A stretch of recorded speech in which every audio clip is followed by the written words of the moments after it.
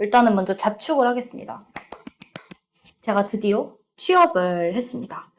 여러분, 많은 분들이 이제 제가 블로그 이런 데에 이제 많이 쓰기도 해서 벌써 블로그로는 하나가 올라가긴 했어요. 제가 이제 취업을 했다는 게. 근데 이제 유튜브로도 어쨌든 올려야 한다고 생각을 해서 지금 이제 올리려고 하고 있고, 저는 4개월 비자를 소지하고 있고, 사실은 빅토리아주로 가야 됐긴 했는데, 이제 여러모로 취업이라든지 이런 게 굉장히 힘들었기 때문에 저는 NSW주로 가게 되었어요. 그래서 이번에는 NSW주 이제 리저널에 있는 그런 사립 램지 계열 병원을 붙었고, 지금은 온보딩 서류 작업 중입니다. 네, 먼저 말씀을 드릴 거는 이력서에 대한 거를 먼저 말씀을 드릴게요. 처음에 이력서 초안을 작성을 할 때는 저도 그렇지만 누군가의 도움을 받는 게 솔직히 저는 좀 맞다고 생각을 하는 편이긴 해요. 나라미야 선생님이라고 이제 호주 간호사 준비하는 분들이시면 나라미야 선생님을 아실 수도 있어요. 나라미야 선생님한테 이제 초안을 이제 받았고, 이력서 초안을 작성하면서 내가 어디까지 가능한지에 대한 거를 생각을 할 수 있었거든요. 저는 개인적으로 이제 정형외과 경력이 있는데, 정형외과 병동 경력이 있는데 2년 정도예요. 그래서 한국에서 3년 차지만 사실상 2년이잖아요. 이제 정형외과 병동으로도 갈 수 있고, 사실상 뭐 급성기 병동으로도 간다면 갈 수 있고, 외과 병동으로도 갈 수 있고, 그리고 에이지드 케어도 저는 솔직히 상관이 없었습니다. 그래서 정형외과 기준으로 이력서를 써서 했고, 제가 사용한 그런 뭐 템플릿이 되게 많거든요. 이력서도 제가 사용한 템플릿 그런 거는 캔바가 보통 약간 뭐 PPT, 뭐 유튜브 썸네일 뭐 이런 거를 만드는 그거기도 한데, 캔바에 들어가면 되게 많은 양식이 있어요. 그래서 그 양식 중에서 뭐 nurse resume 아니면 nurse CV 이렇게 치면은 뭐 쫘라락 뭐 무료로 쓸 수 있는 이력 그런 게 쫘라락 나와서 양식이 이제 그런 쪽에서 선택을 해가지고 이제 저 같은 경우에는 처음에 나라미아 쌤한테 이렇게 보내고 했었습니다. 첨삭을 받고. 에이지드 케어 같은 경우에는 또 에이지드 케어에 맞게 저는 GPT랑 같이 수정을 했어요. 정형외과 병동이면 정형외과에 맞춰서 그런 걸 썼고, 외과 병동이면 외과에 맞춰서 썼고, 상황과 조건에 맞게 그거를 되게 수정을 하는 게 솔직히 필요하다고 저는 생각을 하긴 해요. 똑같은 걸로 여러 군데를 넣어도 상관이 없긴 한데, 뭔가 이거는 뭔가 애매한데 싶을 수 있기 때문에 저는 때와 상황에 맞춰서 수정하는 거를 솔직히 추천을 드리고요. 근데 최근에 넣은 이력서가 좀 연락이 많이 오긴 했어요. 그런 인터뷰 요청이 많이 오긴 했어서 혹시나 필요하신 분들이 계시다면은 흔쾌히 다 공유를 해드리겠습니다. 다음에 중요한 거 이제 커버레터가 있죠. 커버레터는 GPT의 도움을 받아서 쓰긴 했는데 시크나 인디드 뭐 이런 데에 들어가면 되게 많이 있잖아요. 저는 거기서 공식 홈페이지를 타고 들어가가지고 공식 채용 공고가 있잖아요. 거기 밑에 쪽에 보면은 포지션 디스크립션인가? 뭐가 있어요. PD라고 해서 그걸 보면은 그 안에 뭐 에센셜 키 셀렉션인가? 뭐 에센셜 스킬 막 이런 애들이 막 이렇게 떠 있거든요. 저는 걔네들을 다 긁어가지고 GPT에 다 넣은 다음에 나 이거 기반으로 얘네의 뭐 에센셜 뭐 이런 스킬들이 이런 거니까 키 리스폰시빌리티 이런 게 다 이런 거니까 이런 거에 맞춰서 내가 이런 사람이란 거를 약간 강조하면서 그걸 써줘. 커버레터를 써줘. 라고 저는 요청을 했어요. GPT한테. GPT 만세. 서류 제출을 할 거 아니에요. 서류를 막 이렇게 넣어요. 진짜 엄청 많이 넣었어요. 저도 제가 봤는데 80개를 넣었더라고요. 그 면접 기회를 안 준 데가 진짜 많아요. 저 면접 2곳 봤나? 빅토리아 줄수는 2곳밖에 못 봤어요. 그래서 엄청 많았고, 이제 보통 제가 넣는 리저널 같은 경우에는 솔직히 이거 제 기준인데 2주 안에 연락 안 오면은 2주 안에 인터뷰 연락이 안 온다? 그럼 그냥 서류 탈락이라고 솔직히 생각을 해야 될 것 같다고 저는 개인적으로 느꼈어요. 서류 저는 이제 80개 중에 11개 인터뷰를 이제 11개 인터뷰 요청이 왔어요. 인터뷰는 근데 서류에서 이걸 먼저 말씀드려야 될 것 같아요. 호주 출국하기 1~2달 전에 지원을 열심히 해봐라 라고 일단 말씀을 드리고 싶습니다. 그리고 이거 진짜 중요한 게 커버레터나 레주메에 저는 항상 그걸 썼거든요. 만약에 4~9일 비자면은 No sponsorship required 이거랑, 그리고 4~9일 비자 소지자 Full working rights, 그러니까 relocating to 모시기. 그러니까 솔직히 거기로 갈 거 아니긴 한데 뭐 예를 들면 애들레이드에 있는 병원 썼다 그러면은 relocating to Adelaide 이게 솔직히 생각보다 중요한 것 같아요. 왜냐면 자기들이 얘 어차피 이쪽으로 올 거구나 라는 거를 인지하고 있는 상황에서 이력서를 검토하고 읽어보는 게 중요하기 때문에 그런 것도 여러분들이 염두에 두면 좋을 것 같습니다. 이제 인터뷰로 넘어가 볼게요. 11곳 중에서 제가 공립 하나 사립 2곳 떨어져가지고 3곳에 떨어졌고 이제 설명을 조금 드려보도록 할게요. 일단은 인터뷰가 이제 잡힙니다. 이제 메일로 이제 와요. 보통은 이제 invitation to 뭐 인터뷰 이렇게 오기도 하고 이렇게 올 때도 있고 직관적으로 아니면은 다음 프로세스로 이제 넘어갈 것입니다. 이제 이 링크를 따라 들어와가지고 너가 너의 조건과 너의 시간, 너한테 편한 시간에 골라라 이렇게 올 때도 있어요. 진짜 다양하게 면접을 봤는데 공립 특히 NSW 헬스가 진짜 미친 놈들이라고 할 수 있습니다. 채용 전에도 그 이력서 넣을 때도 할 게 많고 서류 제출할 때도 작성해야 되는 게 너무 많고 진짜 그냥 너무 많아요. 근데 나중에 결과 나올 때까지도 시간이 너무 오래 걸리고 빨리 답도 안 주고 진짜 자기들이 필요한 거는 빨리 얼전트하다고 빨리 내놓으라고 서류 내놓으라고 하면서 결국에 내가 뭘 질문하면은 내 거는 그냥 씹어버리고 메일을 진짜 나쁜 놈들이에요. 공립인 거 말고는 솔직히 말해서 잘 모르겠어요. 근데 제 기억상으로는 대차게 말아먹은 캘버리였던 것 같아요. 캘버리고 한 3-4달 만에 면접을 오랜만에 본 거였는데 이제 제가 막 놀리려는 게 아니라 막 대머리에 이제 되게 안경을 쓰고 되게 예민해 보이는 아저씨 한 명이 처음으로 테크니컬한 이슈가 생긴 거예요. 팀즈가 제 목소리가 그들에게 이제 는 들리는데 그들의 목소리가 저한테 안 들리는 테크니컬한 이슈가 발생해서 근데 그게 너무 해결이 안 되고 그래서 제가 핸드폰으로도 다시 들어갔는데 그것도 해결이 안 되고 왓츠앱을 깔아라 이래서 왓츠앱 깔았는데 왓츠앱도 갑자기 안 되고 다 안 되는 거예요. 그래서 걔네가 그분들이 결국 저한테 국제전화로 전화를 해서 인터뷰를 진행을 했는데 근데 그 면접은 어차피 망했기 때문에 그 면접은 솔직히 말해서 그닥 가망이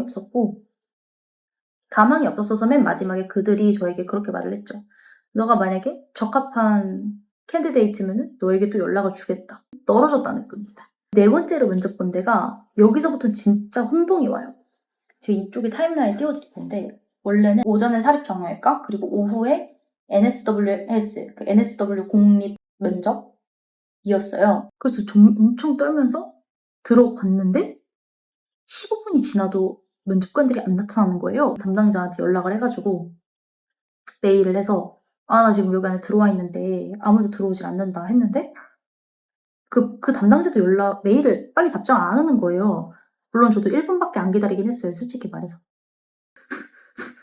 이러면서 진짜로 화가 너무 난 상태로 왜냐면 내가 지금 이 면접을 위해서 어쨌든 며칠 동안 준비를 했는데 이거 면접 노쇼는 말이 안 되는 거잖아요. 그래서 전화를 했더니 그 담당자가 받아서 진짜 미안하다. 오늘 너 면접을 보기로 한 그 놈이 오늘 갑자기 당일 리브를 썼다는 거예요. 그래서 아니 면접이 있는 걸 알면 리브를 왜 쓰냐고 근데 아침부터 화가 너무 나가지고 입이 다 풀려버린 거예요. 영어로.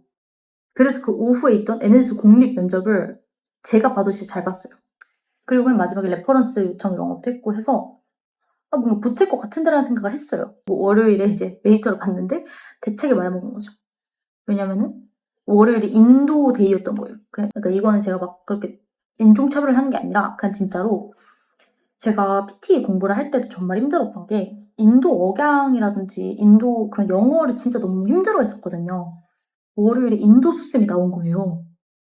그리고 옆에는 저 수영 덥수룩한 다른 그 남자 간호사가 나왔는데 아니 근데 거기는 이 수염에 대한 제지가 없나? 인도 수쌤이 하는 말에 반도 못 알아듣겠는 거예요. 인도 수쌤이 저한테 막 그런 질문을 하잖아요. 한 번 하면은 제가 2번 다시 물어보고 그래서 옆에 있던 남자 간호사 수염 덥수룩 산타 할아버지 남자 간호사가 호주 사람 같았는데 이제 또 얘기를 저한테 한 번 더 해줬는데 하필 그 아저씨가 제가 봤을 때는 억양이 조금 센 것 같았어요. 그래서 그 아저씨 말도 못 알아듣겠더라고요. 처음으로 그냥 통화 종료를 누르고 싶은 거예요. 그러고 있다가 이제 끝났죠. 근데 생각이 들었어요. 여기는 탈락이다. 이제 오후에 에스티아 헬스 면접을 봤는데 거기에도 인도 매니저가 나온 거예요. 그래서 그래도 에스티아 그 인도 그분은 뭔가 좀 되게 천천히 그리고 정확하게 말을 하려고 되게 노력해 주셨던 것 같아요. 그래서 그건 진짜 고마웠습니다. 그리고 에스티아는 마지막쯤에 저한테 그런 거 모르는 거는 와서 너가 배우면서 배우면 돼. 배우면 돼. 이런 식으로 얘기를 해줘서 에스티아도 붙었다고 생각을 했어요. 이제부터가 램지인데 월요일에 이제 램지한테서 연락이 왔어요. 대답을 했는데 화요일 그 다음날로 면접이 잡혔고 그래서 그 다음날 면접을 봤어요. 화요일에. 램지는 진짜 분위기가 좋았어요. 제가 정형외과를 지원을 했음에도 외과 수쌤도 같이 해서 세 명이서 2대1로 면접을 봤는데 저한테 먼저 설명 같은 것도 되게 잘해줬고 그런 발음이라든지 이런 것도 정말 제가 잘 알아듣게 배려를 해준 건가? 잘 모르겠는데 다 확실히 들렸고 저도 다 대답을 할 수 있는 범주였어요. 그리고 그래서 맨 마지막쯤에 레퍼리 체크 이런 얘기를 해줘서 아, 뭔가 여기서 붙을 것 같다 싶은 생각이 들었고 그래서 화요일에 면접을 보고 그날 오후에 이제 레퍼런스 체크가 와가지고 수요일에 아침에 이제 왔어요. 그 하고 싶다 오퍼를 하고 싶. 램지가 사립인데도 불구하고 어쨌든 되게 큰 병원이잖아요. 그 월화수 이렇게 그냥 끝나버려가지고 월요일에 인터뷰 요청 오고 화요일에 인터뷰 오고 수요일에 합격 이렇게 돼서 너무 빠른 프로세스인 거예요. 근데 제가 그때 어디를 또 프로세싱 중이었냐면 NSW 헬스에서 레퍼런스 체크를 끝내고 저한테 계속 서류를 제출하라고 하고 있었어요. 그런 이런 것들을 하고 있었고 이제 오퍼가 와서 나 램지 가야 되겠다. 왜냐면 램지가 있는 곳이 좀 더 뭐가 많은 지역이었어요. 리저널에서도. 근데 물론 솔직히 공립이 좀 더 메리트가 있긴 하겠지만 근데 이제 공립에서는 계속 보내라고만 하고 서류를 보내라고만 하고 근데 마지막으로 온 그걸 보니까 그거더라고요. 예방접종, 메디컬 체크랑 이제 스태프 넘버 발급하는 그런 거더라고요. 그래서 아니 그러면은 NSWS도 미리 저한테 너 붙었어라고 먼저 말을 해주면 저도 NSWS를 갔을 것 같거든요. 근데 램지가 먼저 치고 들어오는 바람에 어쩔 수 없이. 그럼 이제부터는 인터뷰 팁에 대해서 조금 설명을 드려보도록 할게요. 그래서 저는 인터뷰 질문을 GPT를 통해서 진짜 엄청 많이 준비해서 했고 솔직히 저는 그런 것들 그러니까 임상적 시나리오적 질문들 이런 게 나오면 그냥 어쩔 수 없이 그거는 내 운과 그때의 내 판단에 맡기겠다라고 생각을 했고 그 외에는 다 그냥 비슷비슷한 대답들 질문들을 했던 것 같아요. 에이지드 케어면은 또 당연하게 fall, 낙상이라든지 치매, 선망 이런 것들에 대한 질문이 뭔가 나올 것 같았고 그리고 그런 질문들도 많이 나와요. 레지던트들을 위해서 너가 뭘 할 수 있냐? 너가 그 전에 경력 병원에서는 너가 환자들을 위해서 어떤 거를 예방했어? 이런 것들도 질문이 나와요. 환자 상태가 악화되었을 때 너 뭐부터 할 거야?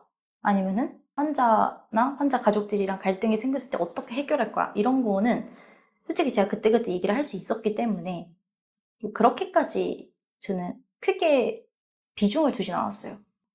GPT를 통해서 최대한 많고 다양한 질문에 대비를 해야 된다. 왜냐면 어떤 질문과 어떤 게 나올지 모르니까 그런 걸 준비를 많이 해야 될 것 같고 이제 인터뷰 보기 전에 마음가짐이라든지 이런 거는 솔직히 저는 솔직히 한국에서도 면접을 그렇게 잘 보는 타입은 아니었어요. 너무 떨려 해가지고 이번에도 너무 떨려 했었고 근데 확실한 건 저는 면접 보기 전 항상 2시간 전에 일어났거든요. 항상 오전에 면접이 있었어가지고 일어나서 커피를 한 잔 때리고 화장을 하면서 마인드 컨트롤을 한 다음에 나 오늘 좀 화장 귀여운데 오늘 좀 귀여운데 되지 않을까? 아니 나처럼 귀여운데 왜 안 뽑아? 약간 이런 아니 귀여운데 왜 안 뽑지? GPT랑 그렇게 준비했던 것 중에서 이 GPT한테 물어봐요.